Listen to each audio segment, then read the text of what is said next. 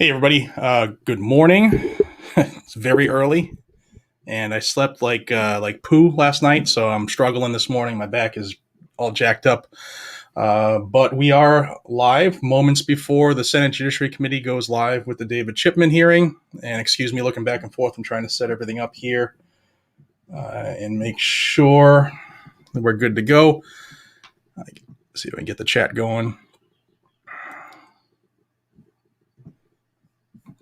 All right. Oh, there's quite a bit. So good morning, everybody. I'm glad you all are up this early or stayed up this late, depending on where you are in this country. Appreciate y'all.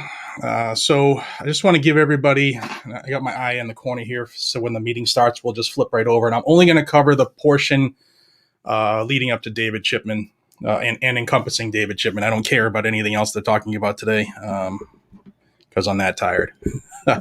And I got to, once this wraps up, I'm going to see my dad at the cemetery. So thank you, everybody, for your due diligence in this whole process.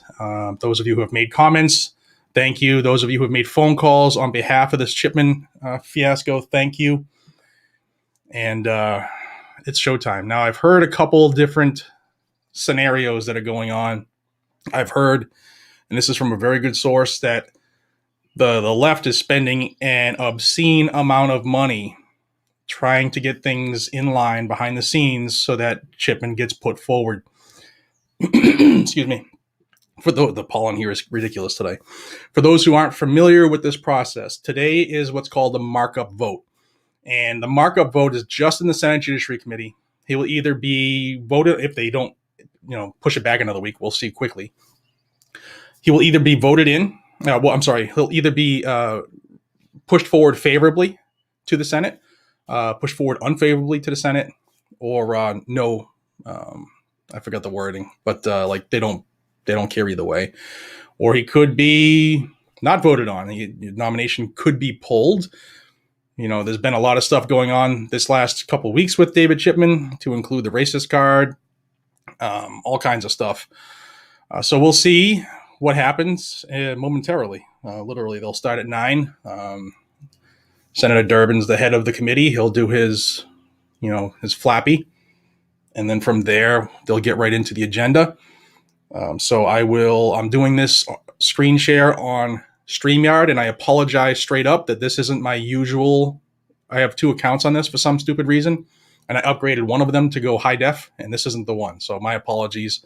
I found it out literally 30 seconds before I hit go live. So it's not HD. I apologize, but we'll have to just deal with it. Neil, thank you so much. Sean says, thank you for all you do. Thanks, guys and gals. I appreciate it. Gene Young, can I get these to go on the screen on this version? There we go. Thanks, Gene. Appreciate you. Let me see if I can get Neil's. This they always get you the drive-through, right? The paid version is so much better than the free version. Sean, thank you. And if it'll go back far enough, sorry. Where is it? I'm not trying to diss anybody, but there it is, Neil. Thank you, Neil. Some other great comments. Drop it like it's Scott. I always love that screen name. I'm a big fan of getting rid of this guy, this Chipman cat, but they love him. He is a key piece of the chain. He's a key link in what they want to do, their ultimate goal. And with that said, if you all have any leads on any F-15s, holler at your boy. Because again, Bobo Biden showed his ignorance and his stupidity yesterday. I hope it strengthened those folks who were hemming and hawing still and didn't. He's really not that bad. He keeps saying stuff like that. I hope it's making people realize what path we are on. Yeah. Oh, where is it? Here we go. More like a missing link. Yeah, he's a different cat. He's a very different cat, and I hope that you all have been checking out the Twitters and the Facebooks that have come to light. Thank you, Johnny Johnson. It's a cool name. Double J, Jeff Jarrett. For old wrestling fans out there will know that one. So yeah, any second they're gonna go live. Once they do, I'm just gonna swap right over, and hopefully that. Let me double check. I'm gonna try it right now, so that I know this isn't the screwed version. All right, if y'all can see the screen, just real quick, give me a hell yeah in the comments if you can see where it says check back for live video for this hearing. If not, we got to scramble. So let me know quickly, please.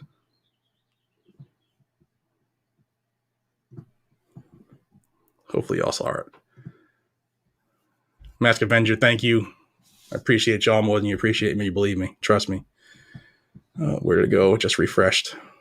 All right, I got hell yes. Thank you so much. So we are ready for this Bobo. I will have to use my, hopefully it works right. I have to use my internal speakers. Hopefully it'll work correctly. If not, let me know and I'll do my best to turn it up. It should work. Again, this is the free version, and I was tired last night when I set it up, so my bad. But we will actually see it in a minute. I'll flip over. And once they're done with Chipman, it could go quick. He was number 2. Actually, let me show you. It's easier if I show you when I refer to the stuff. So here is the agenda underneath where it says check back for live video. So the committee hearings are going to start at 9 bells. They usually start a couple minutes late because, they're government employees. The first on the docket for the nominees is Margaret Strickland, who wants to be a U.S. district judge for New Mexico. And then your boy, the Waco Kid, is up next. So that's the part that we will cover. I don't really, ain't nobody got time for the rest of the stuff today. Because like I said, I got to go see my pops. His birthday's coming up and Father's Day and stuff. So it's a rough time here for the family. But hey, my buddy Bill, whoops, ready for a train wreck. Absolutely. I love when this refreshes when I'm about to push on something. Bill, thank you, man. You don't got to do that. And I'm going to give that right back to you. Thank you, brother. I appreciate you. Sean Sr. told the wife the same thing about F-15s. Yeah, there's a big market on F-15s right now, especially with new kids. What an idiot that guy is. And to say that, I mean, that's not the first time he said something that stupid either. Let's see. I think we got... Oops. Aaron. I forgot yours, Aaron. Let's see if I can get back to it. They're disappearing left and right on this stupid thing. StreamYard, for all that, if y'all use it, if you have a channel, if you're a content creator, StreamYard's great. But if you're not great with keeping up with the chat, it's terrible. And I apologize. Here's a good question. F-15s, Form 1 or Form 4? I'd rather Form 1 it. So that way we can build our own. Yeah, I agree with you.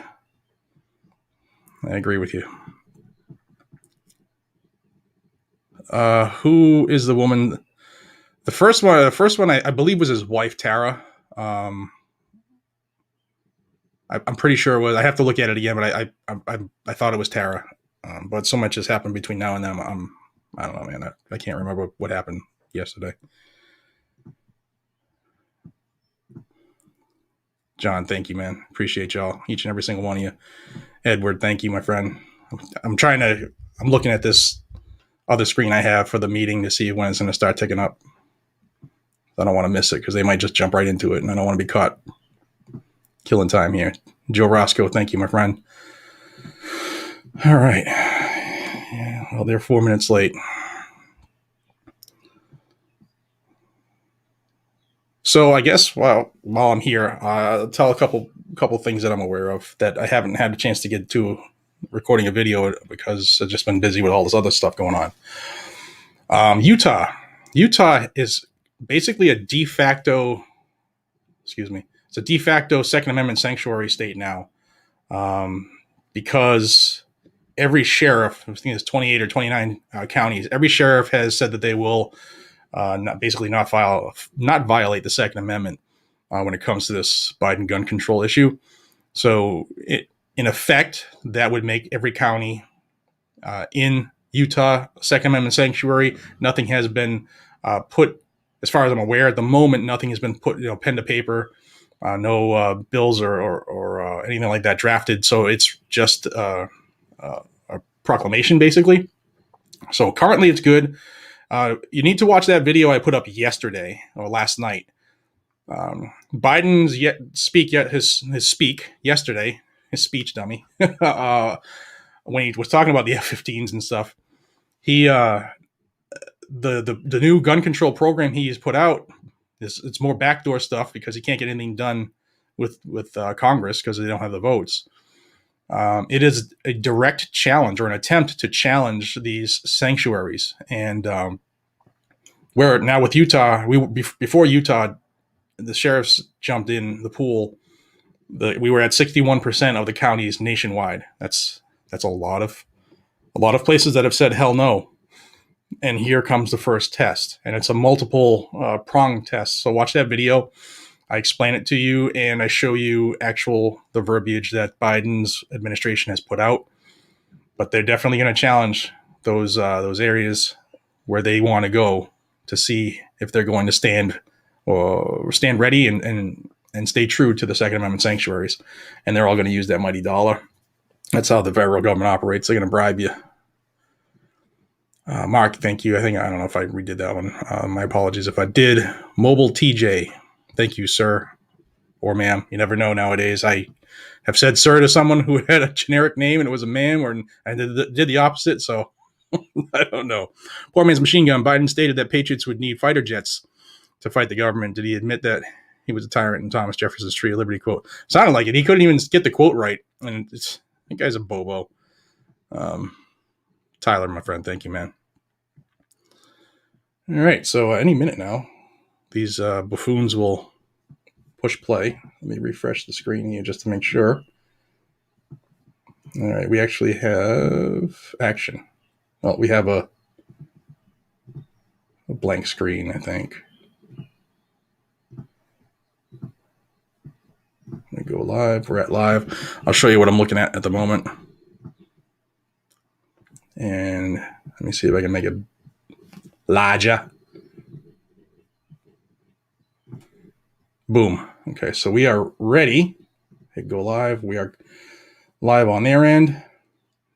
So the second that changes over to the talking heads, I will jump over there and make sure I'm not on mute. Nope, we're good to go. All right. Cool. I have nothing important to say. I feel like that every day of my life, man. Let's see. Iraq.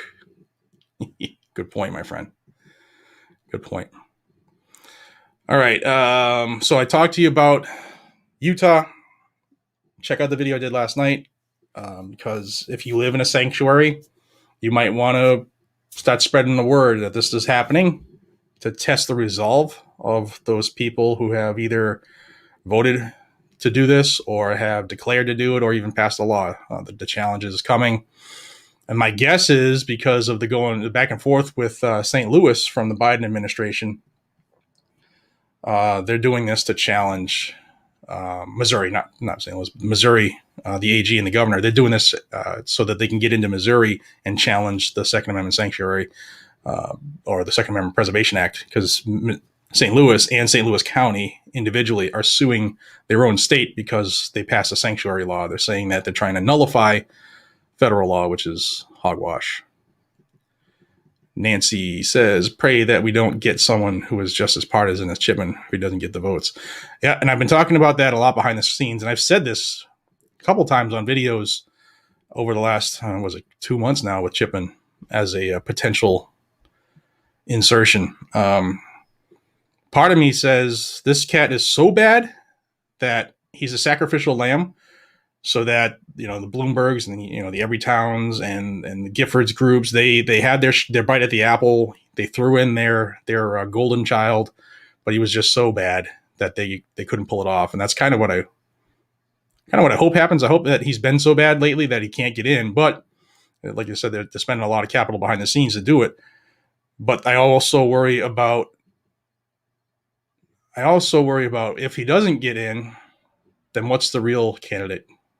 The next one they insert. It's always something to, the devil you know versus the devil you don't know kind of thing. Marcus, thank you. Appreciate you. Let me double check this thing again.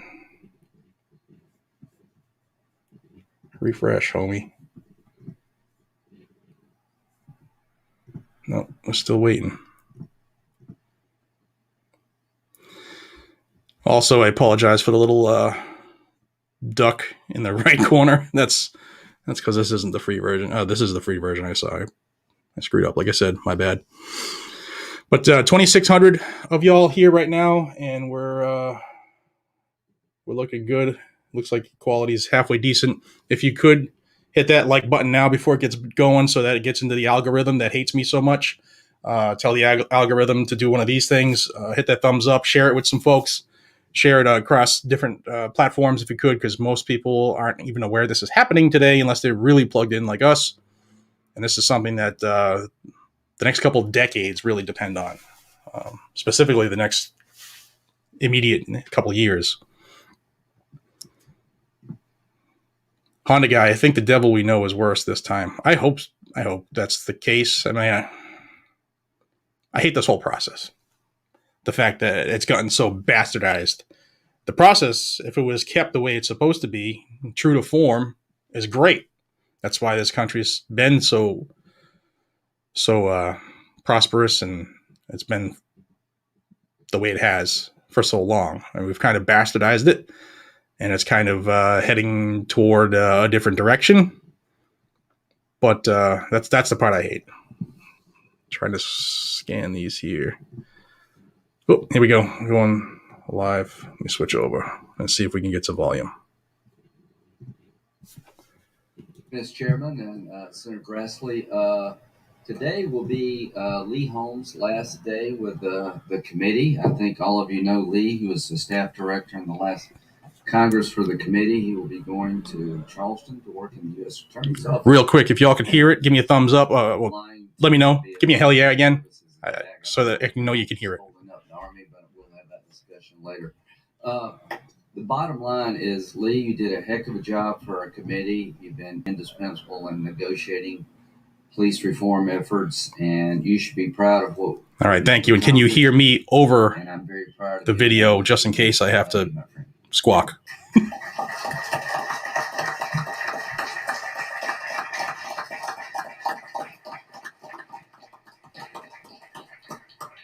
Senator Graham, because we worked on so many things together, I want to join you in kind words on behalf of Lee Holmes. He was staff director during a very difficult and challenging time when you were chairman. It wasn't because you were chairman, it just happened that they were challenged. Well, a lot of it was. My staff tells me they cannot recall Lee ever losing his temper. That is something for Senate work. So Lee, that's high praise. Thank you for your contributions, especially on the First Step Act. I understand you're headed back home to South Carolina with your beloved wife, Brianne, your daughter, Lucy, and your dog, Winston. Not really, Don. Seen in the halls of the Dirksen building. And lucky for us, you're moving to the liberal bastion of Charleston, South Carolina, where you'll continue service as an assistant U.S. attorney. Okay, volume feed is too low. I'm going to try to work on that right now. Sustained by the best staff on earth, and you are one of them. And we're let me know if this is better.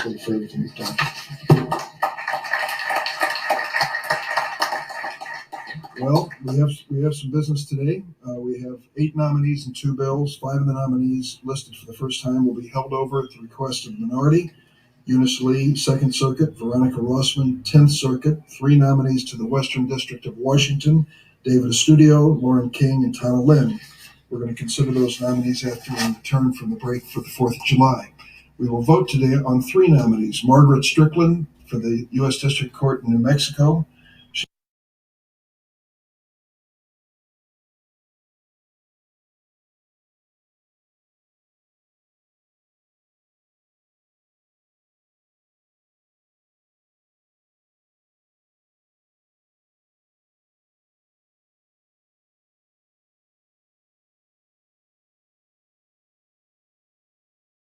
And the vast majority of her practice was taking place in federal courts. The ABA says she is well qualified, and I think she'll do a great job. David Chipman is nominated to lead the Bureau of Alcohol, Tobacco, Firearms, Explosives, better known as ATF, 25 years in law enforcement. the vast majority with ATF. Special agent, he witnessed firsthand the real danger that gun crime and illicit gun trafficking pose to communities, and the dangers they particularly face people in law enforcement because of this. As a result, as a responsible gun owner who's advocated for common sense constitutional gun safety measures, as someone who's worked to bolster health and safety for law enforcement, Mr. Chipman is uniquely positioned to restore both credibility and accountability. This is a test. This nomination is a test. Can we put someone in charge of the ATF? You know, it's been 6 years. No one's there because we couldn't reach an agreement on any person. I hope we can reach an agreement that Mr. Chipman is the right person at this moment. Ms. Jadoo is nominated to head the U.S. Citizenship and Immigration Service, USCIS. Has almost 20 years of experience in immigration law and policy. She would be the first woman to serve in that position. She's well qualified for it. Sorely need experience and competent leadership there. She is the daughter of immigrants from Mexico and Iraq. Ms. Jadoo began her career working on immigration policy and oversight for 9 years in the House. She later served as chief counsel at USCIS, and as chief counsel, she managed more than 200 attorneys supporting the work of that agency worldwide.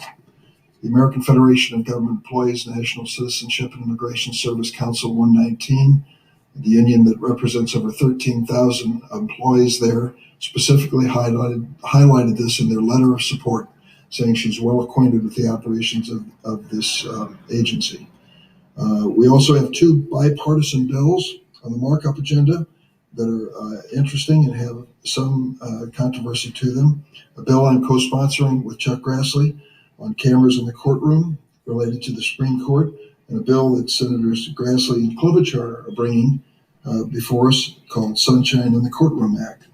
As we approach the end of another Supreme Court term, many of us have been intently watching the news for updates on latest decisions.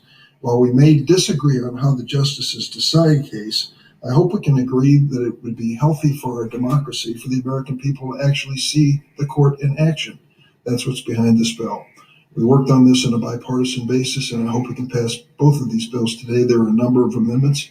With that, I'll turn to Ranking Member Grassley. I can't do better than Senator Durbin did in just describing why we need cameras in the courtroom. I've been involved with this issue, for those of you who've been on this committee for a long period of time, for just so many years. I hope we can finally get this done at this time. I think if the people can see how justice is done, they'll have a better appreciation for that justice. Right now, the working of the court is a remote process that most people don't really know much about. Unless they're lawyers or criminals, these bills would help change all that for 330 million Americans. The Cameras in the Courtroom Act tells the Supreme Court to televise its hearings absent a vote by a majority of the caucus or the court, that doing so would violate due process. The Sunshine in the Courtroom Act allows presiding judges to televise their proceedings subject to various protections for security and for due process. There's a lot of talk these days about reforming the courts in a way that that's just a preemptive threat against justices for ruling in ways that people might not like. These bills aren't in that category. These are actual reforms to get actual transparency and improve civic health. I hope we can report these bills out today and bring greater transparency to the workings of this third branch. Now to the nominees. Margaret Strickland is a nominee to the District of New Mexico. Without a doubt, she's an accomplished criminal defense attorney, like the vast majority of Biden's nominees. Also, like the vast majority of this administration's nominees, Ms. Strickland won't admit to having a judicial philosophy. At the same time, when Ms. Strickland applied to be district judge, her reaction was apparently to call Chris King a demand justice for advice. To borrow from one of my Democratic friends, I can't help but notice coincidences sometimes. If you reach out to demand justice about getting a judgeship and you then get that judgeship, the burden is on that person to show me that you're a Bill of Rights judge and not a criminal defense judge. Ms. Strickland unfortunately doesn't satisfy that burden. I will also be opposing the nomination of Ms. Jadu to be Director of U.S. Citizenship and Immigration Service. This decision comes from the way she didn't answer questions. I've long had concern about DHS's unlawful use of parole authority to grant parole to broad classes of people. In my view, this is a clear violation of the Immigration and Nationality Act's requirements that parole be granted, quote, unquote, only on a case-by-case basis. In my exchange with Ms. Jadu, during her confirmation hearing and at her responses to my questions for the record, she did not appear to share that view. She also refused to rule out the use of executive authority to bypass Congress and grant parole in place to broad classes of people who meet eligibility criteria in bills Congress has either rejected or refused to pass. As an example, in my questions for the record, I specifically asked Ms. Jadu if she supported a plan put forward by then presidential candidate, now Vice President Harris, to bypass Congress and grant parole in place to potentially millions of immigrants who have not been granted a path to legal counsel status by Congress. She refused to answer. Given ongoing debates in Congress about offering a path to legal status to various groups of people living in the United States and having violated our laws to get here, her refusal to endorse any real limits on executive branch use of parole authority greatly concerns me. Lastly, we have David Chipman to be head of ATF. Ever since Mr. Chipman's nomination was announced, I have been hearing from law-abiding gun owners in Iowa who are concerned about this nomination. He hasn't dispelled these concerns. Let's make it happen. During his confirmation process. In fact, he probably reinforced them. Mr. Chipman wants to ban assault weapons, but can't seem to explain what an assault weapon is. Mr. Chipman has repeatedly mocked gun owners as rubes and tuxes. Mr. Chipman has been described by CNN as, quote, unquote, a fierce advocate for gun control. Indeed, there isn't a prominent gun controller he hasn't worked for. This nomination is like a Republican putting the NRA in charge of the ATF. Aside from Mr. Chipman, ATF has also failed to fully respond to my and Senator Johnson's oversight request regarding the October 2018 Hunter Biden firearms incident. That's when Hunter Biden's gun was discarded near a school. In response, ATF used the Freedom of Information Act to shield to not produce records. That position shows an incompetent agency in need of reform. But instead of getting a reformer, it gets an activist. I will be opposing that nomination. Thanks, Senator Grassley. The first nomination is Margaret Strickland to be U.S. District Judge for the District of New Mexico. Are there any senators seeking recognition? If not, the clerk will call the roll. Mr. Lake? Aye. Ms. Feinstein? Aye. Mr. Whitehouse? Aye. Ms. Klobuchar? Mr. Coons? Aye.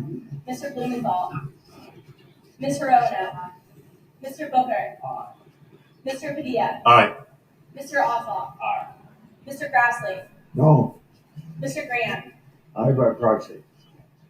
Mr. Cornyn, No. Mr. Lee, Mr. Cruz, No by proxy. Mr. Sacks, No by proxy. Mr. Hawley, No. Mr. Cotton, No by proxy.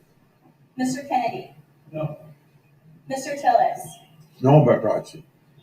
Ms. Blackburn, No by proxy. Chair Durbin. Aye.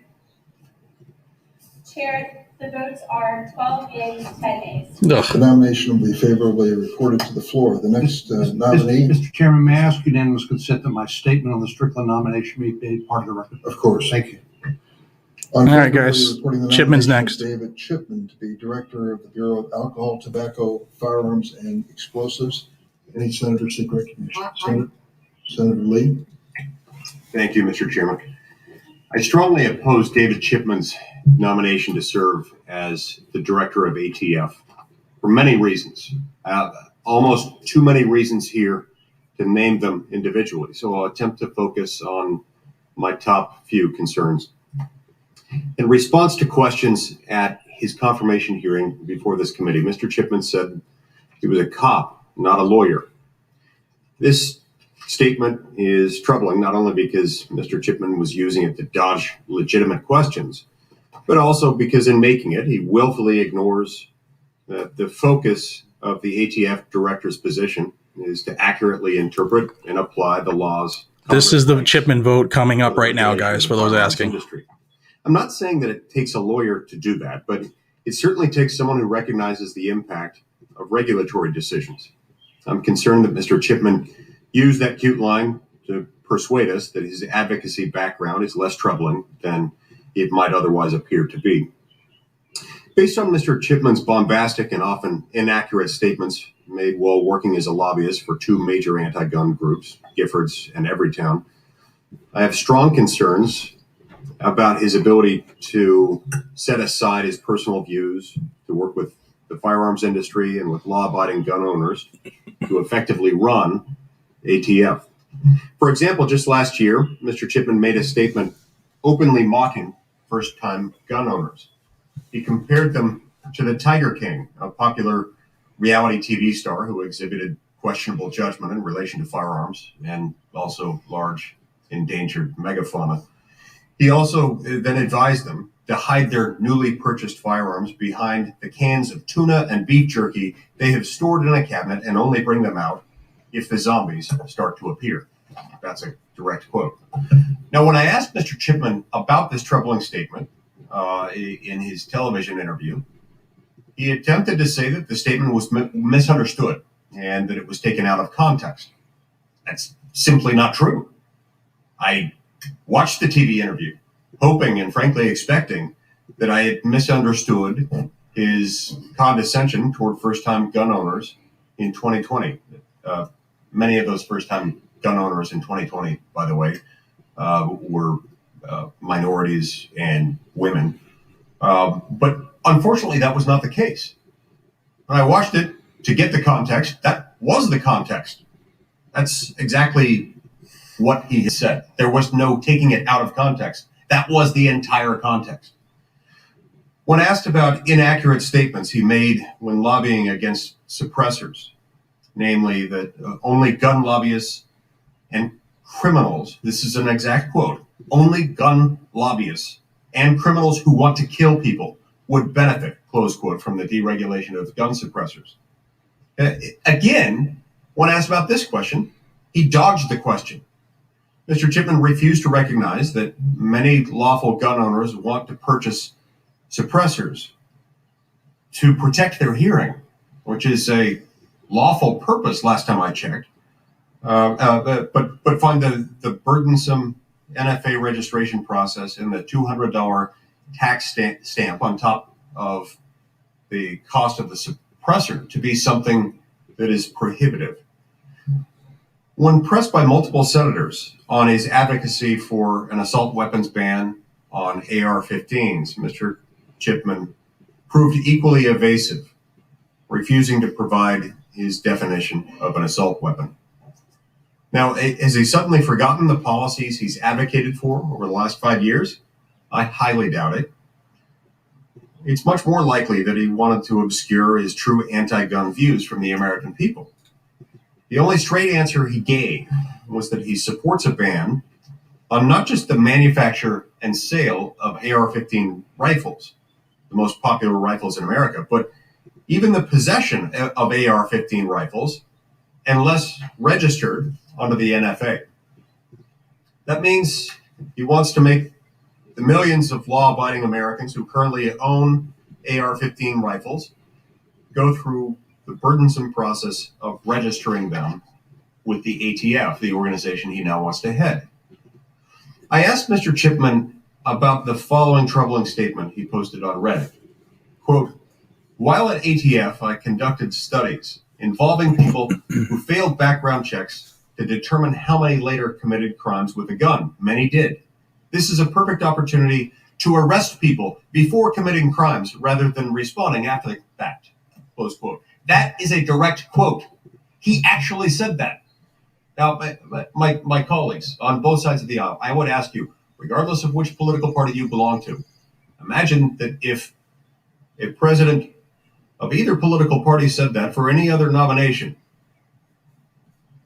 particularly if it was a president of the opposite political party to which you belong. If somebody who had been nominated to head an important law enforcement agency within the federal government had said that, you'd find it troubling. I have no doubt that you would, because we don't arrest people before they commit crimes. That's the sort of thing that's reserved for bad post-apocalyptic dystopian novels and movies. Now, in this instance, Mr. Chipman attempted to say that the statement was taken out of context and that he was referring only to those people who had committed the predicate crime of quote-unquote lying and trying. But this answer was unconvincing.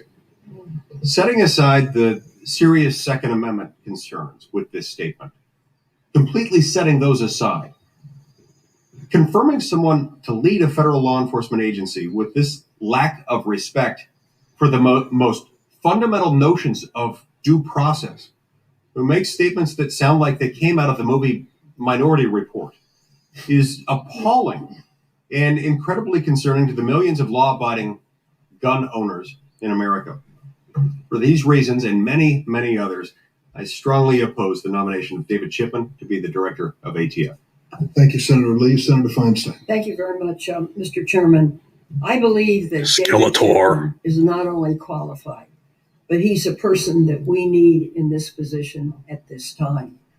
He's the leader that ATF needs, and I want to just share with you that I am very concerned about where this country is going with violence and guns.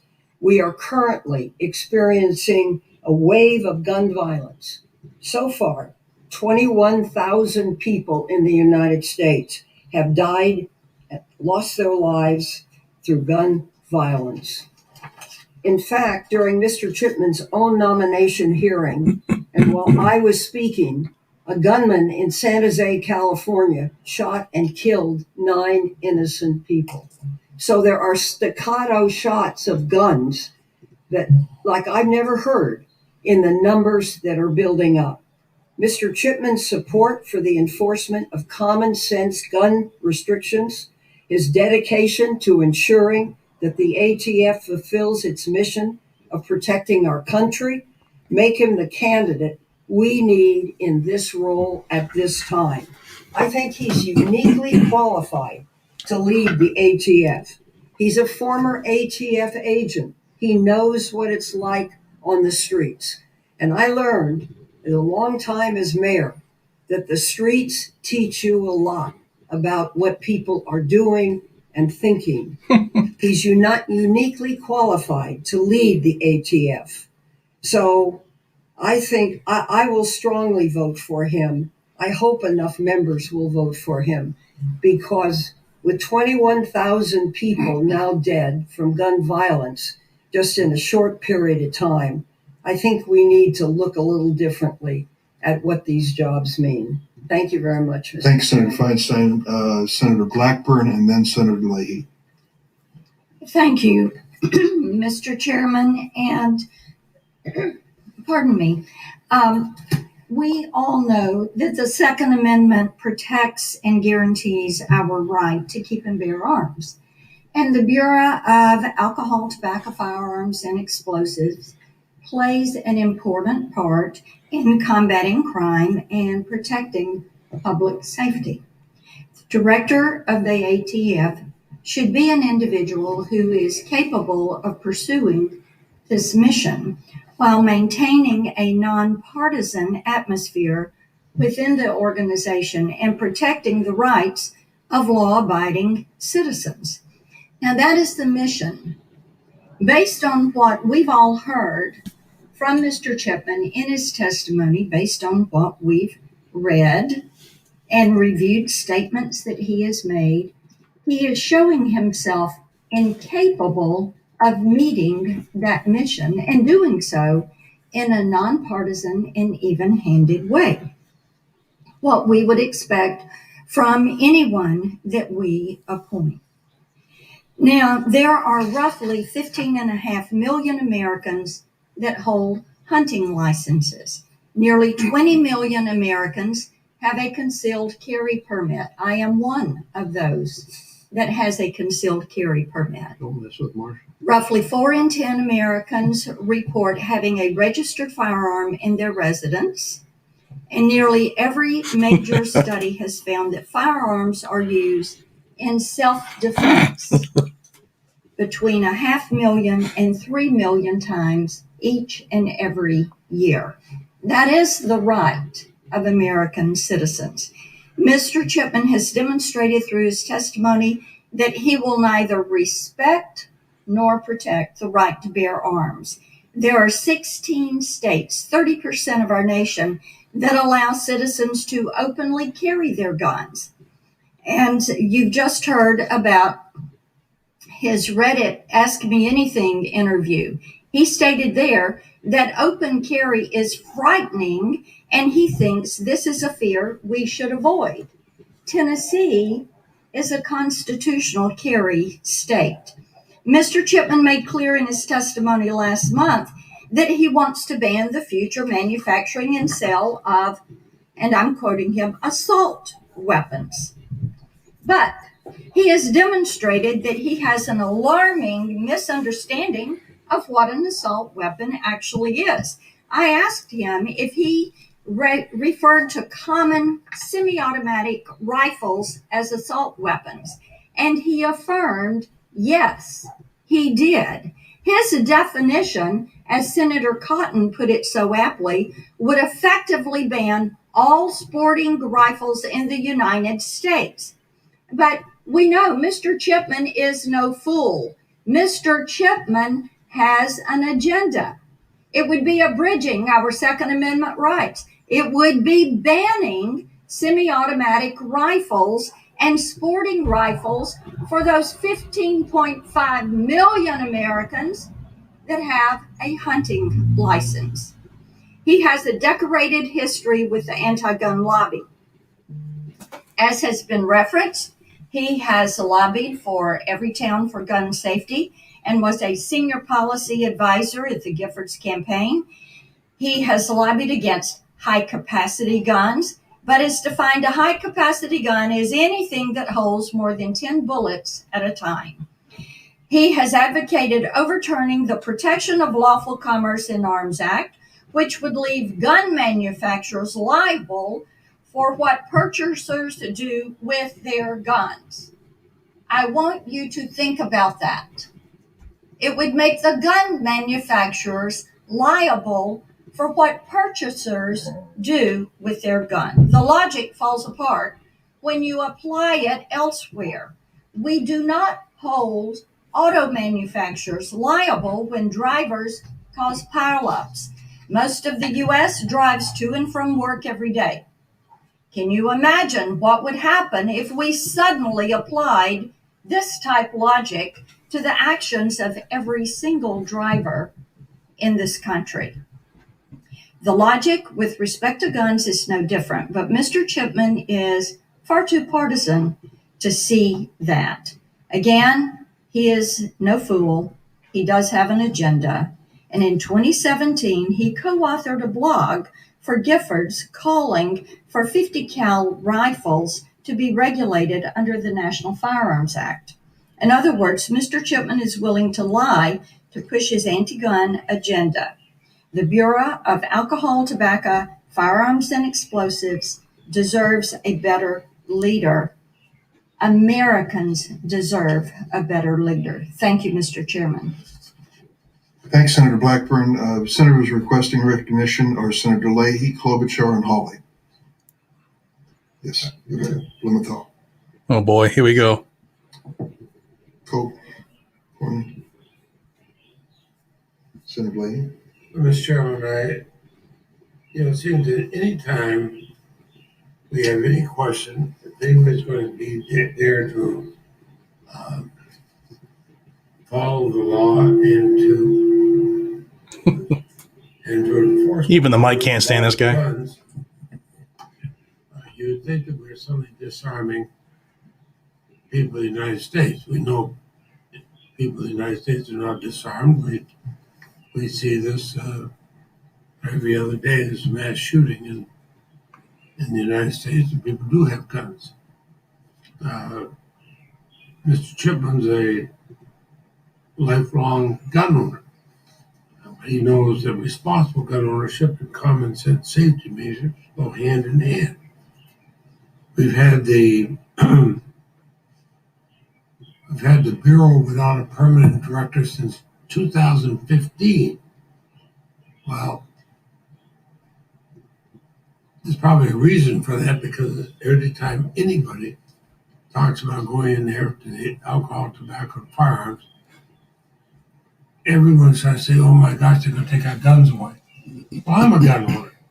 I'm probably the only person in this room that has a pistol range in his backyard. How many members of this committee have a pistol range? Yeah, he don't shoot. Okay, so we got 3 in me. That backfired.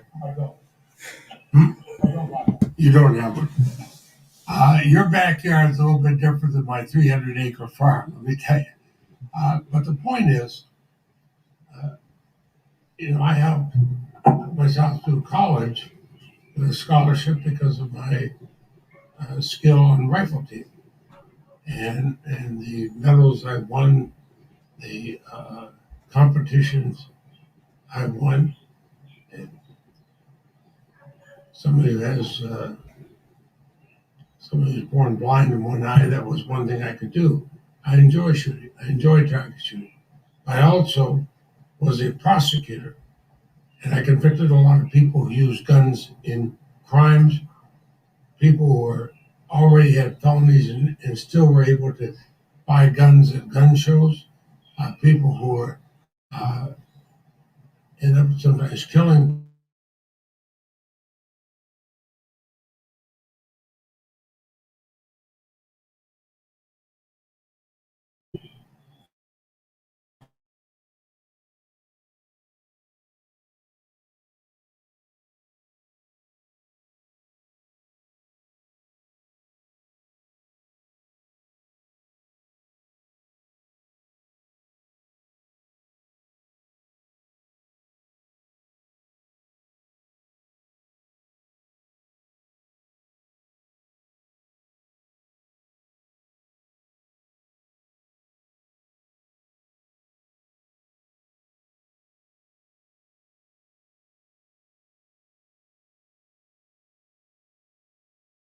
Klobuchar.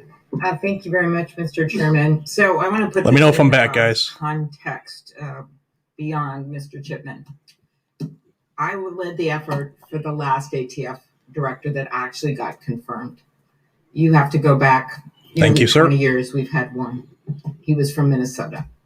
So during the time of They tried. Trump, They tried. we had no But we're still here. ATF director.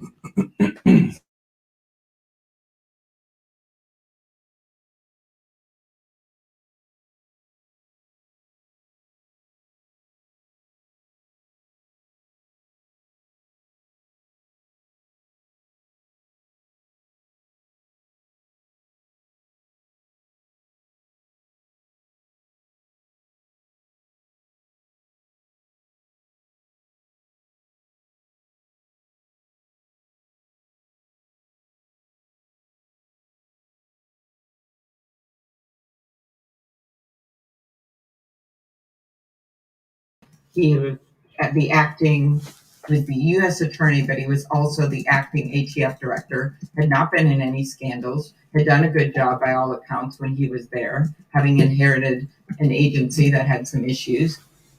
But I got finally, after I think it was 8 hours we left the vote open. I got 6 Republicans to vote with me. 2 of them are still here, Lisa Murkowski and Susan Collins. One of them was John McCain. You want to question his views on guns? I don't think so.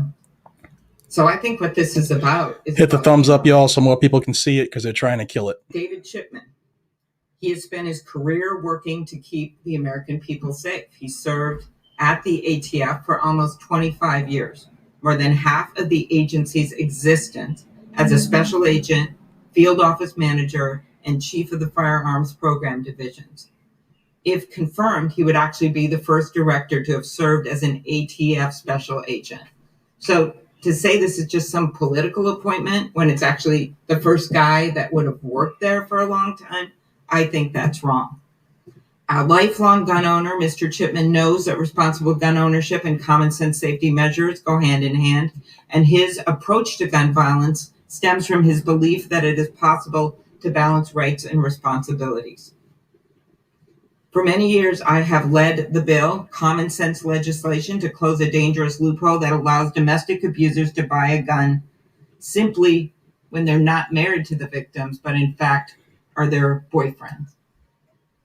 We had a hearing on this many, many years ago, and Senator Grassley had several witnesses, very conservative witnesses, a conservative sheriff. And while they did not agree with the stalking portion of the bill, they actually agreed with closing this loophole. Full stop. Every single one of them. Yet, we can't even seem to get that done because of the NRA. Mr. Chipman's nomination has the support of numerous organizations, including the Hispanic American Police Command Officers Association, the Police Executive Research Forum, the National Organization of Black Law Enforcement Executives, the Law Enforcement Action Partnership, and 17 current state attorney generals. His decades of experience in law enforcement make him exactly the right nominee for this critical position. And when I asked him, as ATF director, would he take on this small issue of closing this loophole that the Republican witnesses support, he said it would be one of his top priorities to get this done if he was confirmed as ATF director. So I don't think we can just look at this nominee on some isolated island. This is a part of a whole effort, and it's political. He's not political. How we've handled the ATF has been political. Or we would have had a director under Donald Trump. We would have had a director confirmed under President Obama, and I wouldn't have had a cloture vote held open for 8 hours for a decorated Marine just to be able to have him be the only person confirmed as head of the ATF, the only person in 20 years. Thank you. Thanks, Senator Klobuchar. We'll recognize Senator Hawley next. Senator Blumenthal, Cornyn, and Kennedy are in the wings. Thank you very much, Mr. Chairman. I wanted to say that I appreciated Senator Feinstein raising the issue of violent crime. I thought that was an important point to make, and I appreciated her comment that the streets teach you a lot. And I think this is an important context for today's vote and indeed the issues that are facing the committee. As a former head prosecutor of my state, former attorney general of my state, I agree with that comment that the streets teach you a lot. I think that's absolutely right. And what the streets are teaching us now is that we are in the midst of a massive violent crime wave in this country. A massive violent crime wave in this country. Homicides are up over 30% in our major cities over the last year. That includes in my state. I have police officers when I go home to my state who beg me for help. And I mean beg me for help. Whether it's big cities, and Missouri's a diverse state. We've got big cities, we've got small towns, we've got rural areas. And wherever I go, police officers come to me and they say, we are desperate for help. We are outmanned, we are outgunned, we are overwhelmed, we can't recruit people, our morale is collapsing, we feel we have no support. It is a simple reality, and the American people are feeling it. The people in my state are feeling it. They are afraid to go out at night. They're afraid to go out on the streets. They're afraid to drop their children off at school. I mean, this is not the United States of America that we should have. This is a pressing issue that is affecting every single American, and yes, every cop in America. And I hope, Mr. Chairman, I raise this because I hope this committee will soon turn to this issue of violent crime in our country, and do something about it, and do something to support the men and women in blue who are out there on the line. And I have to say that in this context, when Mr. Chipman says things like, with regard to the Secret Service, I asked him about this when he was sitting right over there. He said in 2012 that their, meaning the Secret Service, use of guns, shooting guns is not necessary. Interesting idea. He goes on then to say, we need to think of strategies like that, of just covering and evacuating in our schools.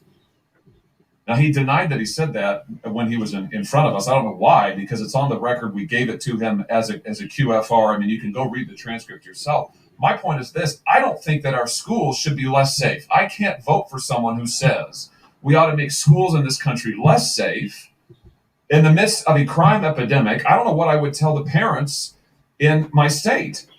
And when I look at Mr. Chipman's agenda, which is to take away Second Amendment rights from law-abiding citizens while violent criminals are loose on our streets, I just have to say, Mr. Chairman, I just respectfully disagree that that's the right agenda for us to have this time. So I will not be supporting Mr. Chipman, and I hope that the committee will soon turn its attention to the epidemic of violent crime in our country. I hope we can find some solutions that we can agree on, and I respectfully submit, this is a question for another time, I respectfully submit that increasing officer pay and increasing the number of officers on the street is something where we might start. But for those reasons, I'll be opposing Mr. Chipman. Thank you, Mr. Chairman.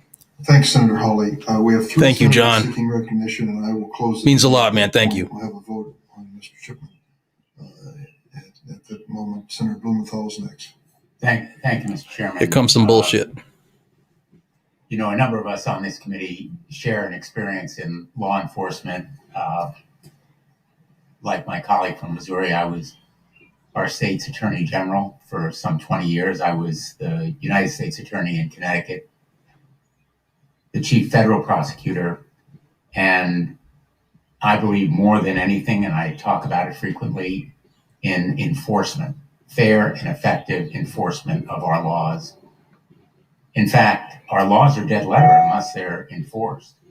And that's why I'm going to vote for David Chipman. He is, above everything else, an enforcer. That's his life's experience. 25 years as an agent in ATF. He believes in enforcement. And if my colleagues across the aisle are really serious about stopping the wave of gun violence that we see in our streets, they will vote for David Chipman. If they are really serious about stopping violent crime, they will support effective enforcement of laws. And we can agree that this nation is awash in an ocean of crime guns, stolen and lost guns that have spurred a wave of violent crime across the country, focused mainly on the streets and communities that have those lost and stolen guns. So very briefly, there is a lot of mischaracterization and misrepresentation of what David Chipman has done or said. But at the end of the day, it is his enforcement background that makes him eminently qualified. I agree that we should address gun violence. In fact, Subcommittee on the Constitution has been having hearings on gun violence, on ghost guns, and red flag statutes, and other measures that can help to stop gun violence. So I welcome. Thank you. Hit the thumbs up, folks. And hope share it we will before they try to shut it down again. Confirm the nomination of a man who will be the second, only the second, confirmed director of ATF, a man who has spent 25 years of his life at that agency, a man who is dedicated to making these laws real in people's lives and making our streets and communities safer. And if my colleagues are really serious about fighting crime, they will say no to the NRA and other groups that have said again and again they want effective enforcement. They say continuously they want enforcement of existing laws, not new laws. Well, if they want effective enforcement, they ought to be in favor of David Chipman. And we need new laws, no question, but we also need effective enforcement. Thank you, Mr. Chairman. Thanks, Senator Blumenthal. Senator Cruz is now asked to be added to the list. I would just say to the members, this is a critically important issue and deserves all the time that we're going to devote to it. My guess is Ted's going to be fire right here. We have one other nomination and several bills before us today. We have other committees that have scheduled hearings, and we have votes scheduled at 10:30 or 10:45. So the cooperation of the members in making their quick hurry up and rush them in. That's what that means. Thank you, Mr. Chairman. I'll try to be brief. When Mr. Chipman came before the committee, I asked him whether he believed that a law-abiding gun owner was a threat to public safety. Paraphrasing his answer, he said, "No, Senator, until they commit a crime." In other words, he views law-abiding citizens as potential criminals and uses that as a justification to restrict their rights under the Second Amendment to the Constitution. Like Senator Blackburn, and Senator Leahy, I guess, I'm a gun owner, and I don't believe I'm a threat to public safety. I don't believe Senator Leahy or Senator Blackburn are a threat to public safety as law-abiding gun owners. I see them as exercising their rights under the Second Amendment, and I support that. Most of our states have license to carry laws. Some states, like Vermont, you can carry a gun without a permit. And my state is joining Vermont with recent legislative action because we don't believe law-abiding gun owners are a threat to public safety, unlike apparently the nominee. But I would just say that anyone surprised with the desire of American citizens to purchase firearms and defend themselves and their families and their property in response to the defund police effort, I can't imagine why they would be surprised. If people believe that the law enforcement in our community should be defunded, the combination of that, along with the Ferguson effect that I think former FBI Director Comey talked about, the hesitancy of law enforcement to aggressively enforce the laws because of fear that they would be criticized if not prosecuted. We've seen this reflected in the decreased morale of law enforcement departments all across the country, difficulties in recruiting, huge increases in police officers retiring. Morale in our police departments is in the tank, primarily because of this unjustified effort to attack the very people we depend upon for our safety. That the more and more Americans are seeking to defend themselves by exercising their Second Amendment rights should not be a surprise. So, Mr. Chairman, I will not support Mr. Chipman's nomination for the very reason that he views all law-abiding Americans as potential criminals. I think that's disqualifying. Senator Kennedy. This will be good. Mr. Chairman, I wasn't going to say anything, but I feel the need to respond to the comments of my good friend Senator Klobuchar. I think even a cursory examination of Mr. Chipman's record and even a casual observer of his testimony can see that he is a zealot. Now, there's nothing wrong with being a zealot. This is America. You can believe what you want. Hit them thumbs up, folks, before they cancel it again. But he's being asked to run an agency whose mission is to even-handedly apply the law. And the reason I'm voting against this gentleman is because I believe he will use his position based on his record and his testimony, to try to prosecute an agenda that he can't get by the voters. Like the video, guys. Through their elected representatives. And I wanted to say that for the record. Now, Senator Klobuchar, if you have any evidence that I'm voting against this gentleman, and I say this gently because I'm worried about the NRA or losing points on the NRA, I'd like to hear it.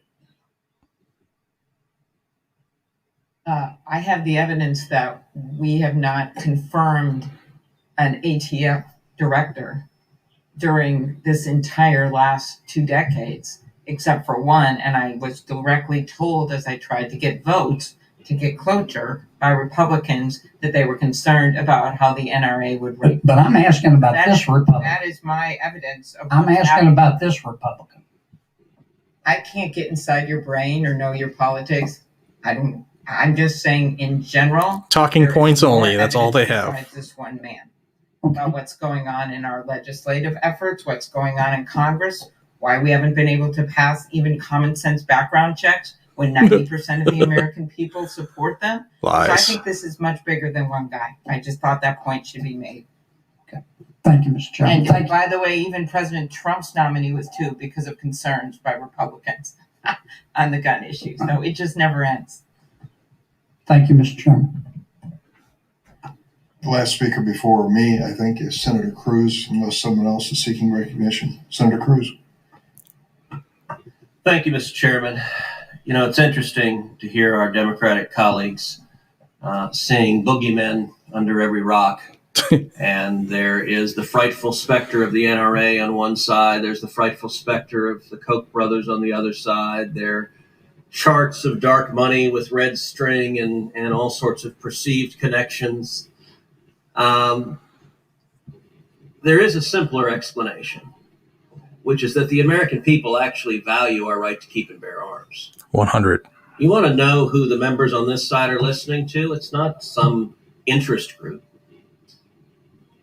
It's the hundreds of millions of Americans who want their constitutional rights protected, who want to be able to defend their families, and who don't want to see the government taking away their right to defend their home, their lives, and their family.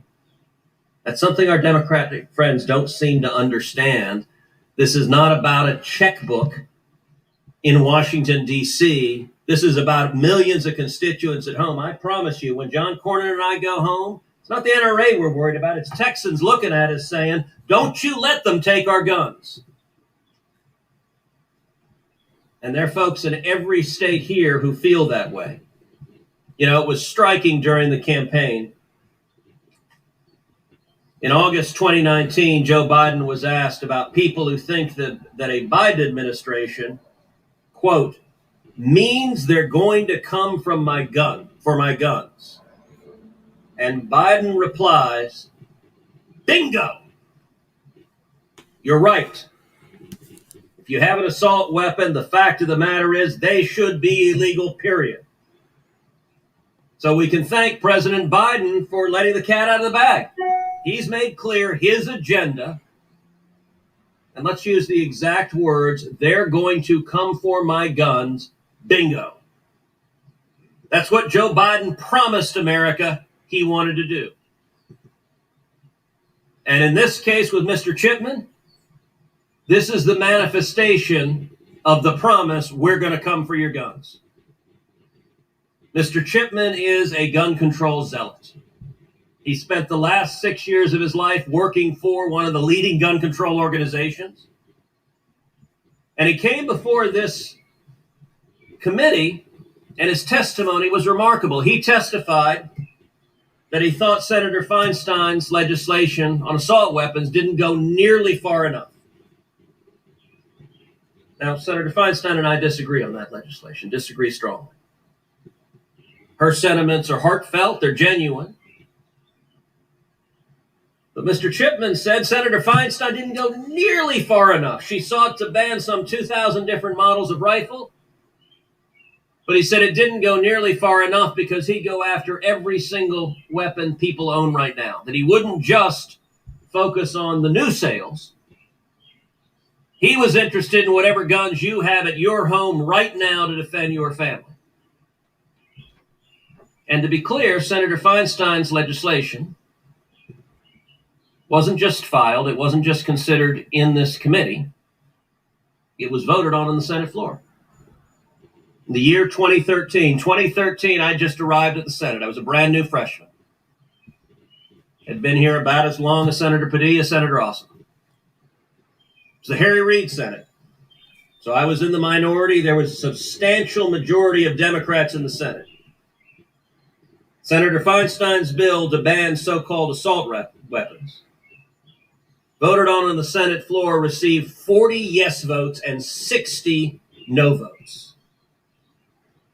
In a Democratic Senate, among the senators voting no were Senator Bennett, Senator Heinrich, Senator Manchin, Senator Tester, Senator Udall, and Senator Warner, all Democrats, voted no. And Mr. Chipman says that bill, that in a Harry Reid Democratic Senate could muster only 40 votes, it didn't go far enough. We need to be even more aggressive going after your guns. Now, I recognize in extreme left partisan environments, that sounds like a terrific idea. I recognize that there are Democrats who've run for office promising that we need judges and justices on the Supreme Court who will vote to overturn the Heller decision and to, in effect, repeal the individual right to keep and bear arms. But that's not the view of the American people. And it's not some mysterious lobby in town. It is hundreds of millions of Americans that value their freedom, their constitutional rights. And I got to tell you, this past year, there were a whole lot of Americans who hadn't actually thought a lot about the Second Amendment until suddenly we had riots in American cities all across the country. Till suddenly we had police cars being firebombed and shops being looted and people being murdered on the street in city after city after city. And we saw local Democratic politicians turn a blind eye to the violence. One Democratic politician described weeks and weeks of rioting and burning and violence, described it as, it's the summer of love. Well, I think actually elected officials have a responsibility to keep their citizens safe. I think writing off rioting and criminal violence as the summer of love is incredibly cynical and a dereliction of duty. But you know what? In a lot of those blue states, in a lot of those blue cities in blue states, there were a whole lot of folks that suddenly went to a gun store and said, you know what? If there's going to be a riot outside my house, I want to be able to defend myself if someone starts coming in the door or coming in the window seeking to do harm for my family. And by the way, when you have Democrats proposing abolishing the police, and not just proposing it, implementing it in cities like Minneapolis and cities like Portland and cities like New York City and cities tragically like Austin, Texas, slashing the budgets for police and seeing crime skyrocket, and then scratching their heads going, gosh, why would crime skyrocket? We just slashed the budgets for the police. You can understand why people say, if you're going to take away the police officers, for God's sakes, don't take away my ability to defend my family. I think Mr. Chipman is a nominee who is far out of the mainstream. If his position is what he told this committee, that he thinks we should go much further than Senator Feinstein's legislation, which commanded only 40 votes in a Democratic majority Senate, that does not reflect where the American people are. And this nomination is a chance for Senate Democrats to decide. I assume the membership of this committee that every Democrat in this committee is going to vote for Mr. Chipman. This tends to be a committee on both sides of the aisle that attracts some of the members who are more comfortable with taking clear positions. But there are at least some Democrats in the conference who, when they go home to their home states, they tell their constituents they support the Second Amendment. some ways I'm grateful to President Biden for making this nomination because it's a clarifying moment. Every one of those Democrats who goes home and tells their constituents, no, I believe in the Second Amendment. No, I don't believe in confiscation. No, I won't ban guns. No, we shouldn't do that. Well, we got a nominee who supports confiscation, who wants to ban guns, who wants a registry, and who was appointed to carry out Joe Biden's promise, bingo, we're coming after your guns. So now it's a chance for each of the 50 Democrats to decide, where do you stand? Thank you, Senator Cruz. Senator Cotton has asked for recognition. Yeah, I'll keep this brief. I think in some ways, David Chipman for President Biden is a perfectly suitable nominee because the Biden-Harris administration has already marked itself out as the most anti-gun and pro-crime administration in American history. President Biden gave a speech yesterday afternoon that was supposed to be about how to stop a crime wave that's crashing across this country with a murder rate that's increased in the single biggest jump on record over the last year. And what did he do? Thank you, MG. Thank you. I appreciate it. I know that murders and violent crime went up a lot last year, and they went up a lot in the first few months of this year. But, well, crime goes up in the summer months too, so it's going to get even worse over the next 3 months. So I hope you don't get killed walking the streets of your community. And then what did he talk about? Did he talk about imposing tough sentences on people who commit crimes? Did he talk about adding more cops to the streets and quit attacking cops? No. He talked about gun control, about harassing law-abiding gun owners and gun stores, focusing on a kind of rifle that is less commonly used in murders in America than blunt objects like hammers and bats and frying pans and your bare fists.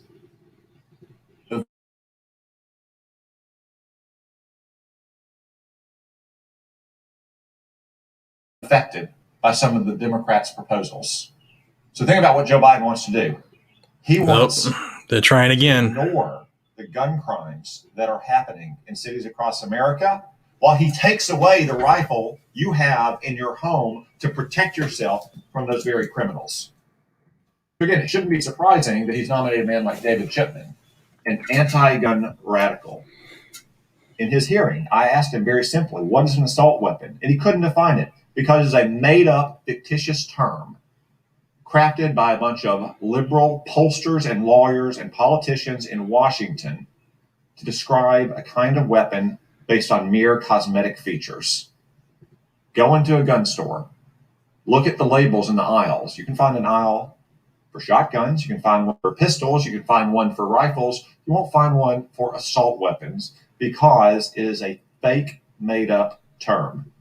Now, when I pressed him, he finally acknowledged that he was called a assault weapon. Let me be precise here. Any semi-automatic weapon larger than a .22 caliber with a detachable magazine. That is almost every modern sporting rifle in America. That is one of the most radical proposals. If you haven't already, like the video and share it so it gets into the algorithm. They're trying to shut it down again. That's 3 times. To affect the gun crimes that are happening in this country right now. Now, Joe Biden and Kamala Harris and all the Democrats in the Senate can talk about why we have this crime wave. Oh, it's the pandemic. People are isolated. They're unemployed. Woe is us. What are we going to do? Well, guess what? The pandemic is basically over and crime is still going up.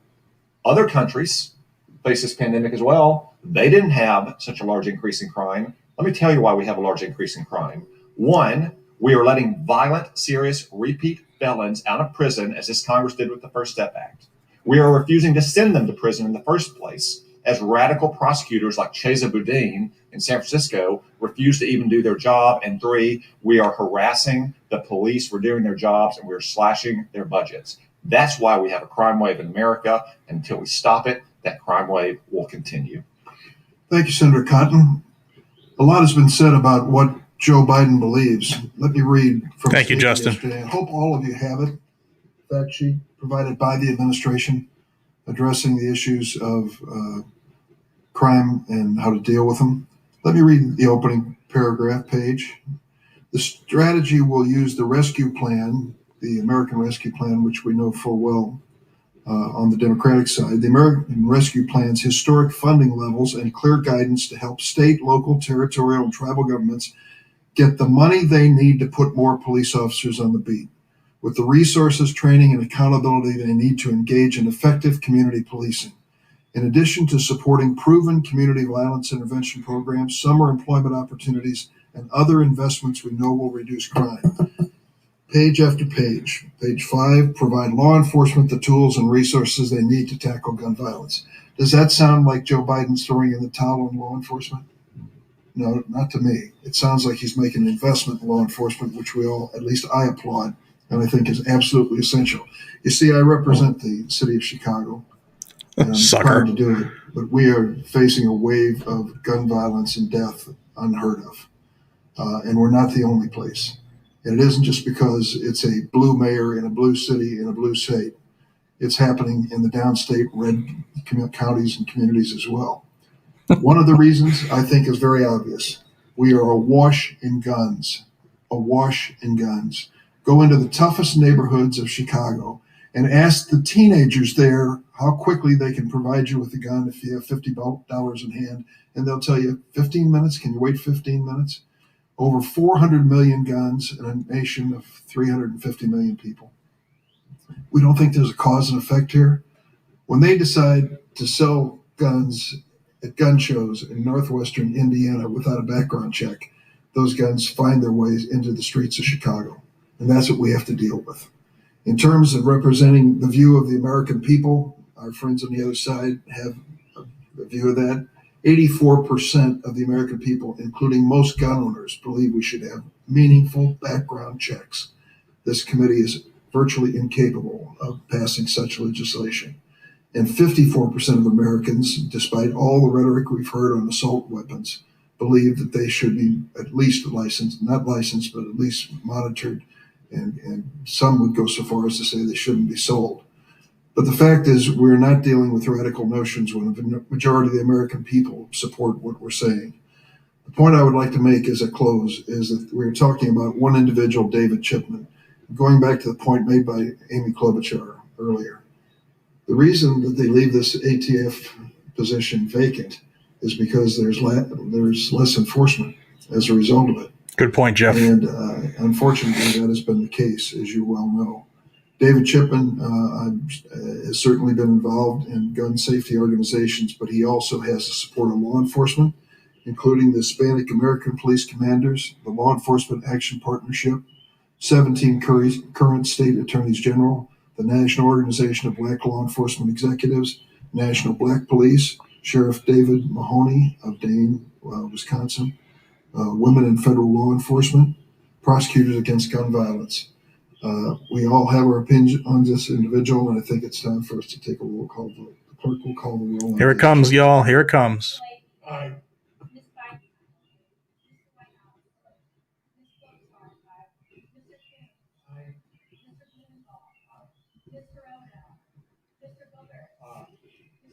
Aye. Aye.